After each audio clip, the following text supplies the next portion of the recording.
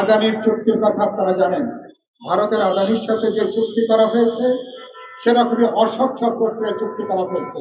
আমাদের স্বার্থকে বিসর্জন দিয়ে এমন চুক্তি, বাংলাদেশ যদি আদানির কাছ থেকে বিদ্যুৎ নাও কেনে তারপরও আমাদেরকে সেখানে ভাড়া দিয়ে যেতে হবে, আমাদেরকে সেখানে টাকা দিয়ে যেতে হবে এবং বছরের পর বছর এই টাকা আমাদেরকে দিয়ে যেতে হবে। কোন দেশপ্রেমিক সরকার, দেশ ও মানুষের জন্য দরদ আছে, দায়িত্বশীলতা আছে, এ ধরনের কোন সরকার এই ধরনের কোন চুক্তি করতে পারে না। আদানির যে চুক্তি, ইতিমধ্যে এটা আমাদের মানুষের গলার ফাঁস হয়ে দেখা দিয়েছে। এ ধরনের অনেকগুলো চুক্তি অতীতের সরকার করেছে। আওয়ামী লীগ সরকার যে কায়দায় চুক্তি করেছে, তাদের তৈরি করা সংসদে কোনো আলোচনা করেনি, মন্ত্রী পরিষদে আলোচনা করেনি, জনসমক্ষে কোনো আলোচনা হয়নি।